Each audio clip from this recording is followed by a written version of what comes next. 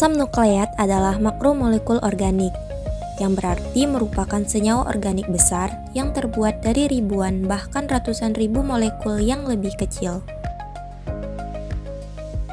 Ada dua jenis asam nukleat, asam deoksiribonukleat atau DNA dan asam ribonukleat atau RNA. Dapat diperhatikan bahwa kedua istilah tersebut sebenarnya mengandung kata asam nukleat di dalamnya. Pada organisme hidup, DNA merupakan komponen utama kromatin yang akan memadat menjadi bentuk kromosom yang sudah dikenal sebelum pembelahan sel. DNA dalam kromosom disusun dalam urutan tertentu yang membentuk gen organisme.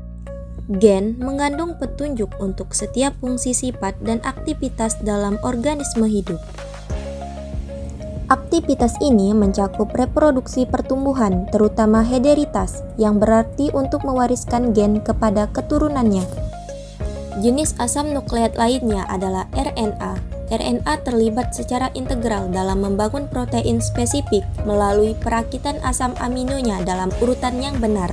Dalam urutan yang benar, protein bertanggung jawab atas semua fungsi seluler dalam organisme hidup. Jadi, dari apa asam nukleat terbuat? Tentu saja, sebagai makromolekul organik, asam nukleat mengandung unsur karbon. Seperti protein, asam nukleat juga mengandung hidrogen, oksigen, dan nitrogen. Asam nukleat juga mengandung unsur fosfor. Jadi, bagaimana struktur asam nukleat? Jadi, baik DNA maupun RNA tersusun dari monomer yang disebut nukleotida. Semua nukleotida mengandung 3 senyawa. Senyawa pertama adalah gugus fosfat yang mengandung fosfor. Senyawa yang kedua adalah gula 5 karbon yang semuanya 5 karbon gula, bisa disebut pentosa. Agar mudah mengingat ini, yaitu pen berarti 5 dan akhiran os berarti gula. Gula pentosa dalam RNA secara spesifik disebut ribosa. Gula pentosa dalam DNA memiliki 1 oksigen, lebih sedikit daripada ribosa dalam RNA yang mengarah ke namanya deoksiribosa.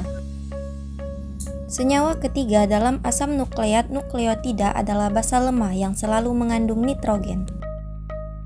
Oleh karena itu, senyawa ini disebut basa nitrogen. Nukleotida dalam DNA mengandung salah satu dari 4 kemungkinan basa nitrogen, yang disebut adenin, timin, sitosin, atau guanin. Basa ini biasanya disingkat dengan A, T, C, dan G. Demikian pula nukleotida dalam RNA juga mengandung salah satu dari 4 basa nitrogen, yaitu adenin, urasil, sitosin, dan guanin, yang dapat disingkat A, U, C, dan G.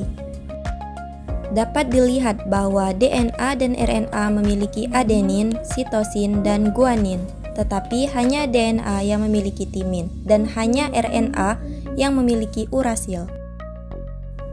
Jadi, bagaimana monomer nukleotida dapat berkumpul menjadi asam nukleat dengan baik? Gugus fosfat pada satu nukleotida berikatan dengan gula pentosa pada nukleotida yang lain. Rangkaian-rangkaian nukleotida membentuk polimer asam nukleat. Meskipun RNA dan DNA mempunyai gugus fosfat gula yang berselang-seling, ada perbedaan struktur keseluruhannya.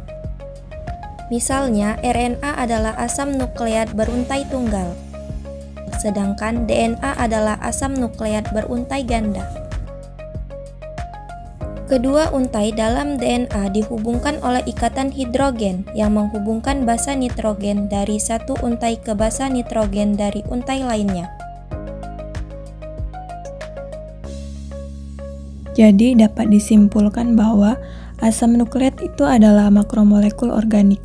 Ada 2 jenis asam nukleat yaitu DNA dan RNA. DNA dan RNA berfungsi untuk mengirimkan informasi herediter dan menginstruksikan sel cara menyusun protein dengan benar. Asam nukleat mengandung karbon, hidrogen, oksigen, nitrogen, dan fosfor.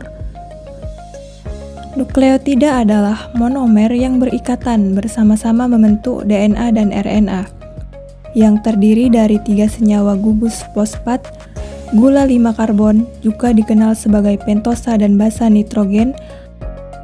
Basa nitrogen dalam DNA itu adalah adenin, timin, sitosin, dan guanin. Basa nitrogen dalam RNA adalah adenin, urasil, sitosin, dan guanin. 5 gula karbon dalam DNA disebut deoksiribosa, sedangkan gula 5 karbon disebut ribosa.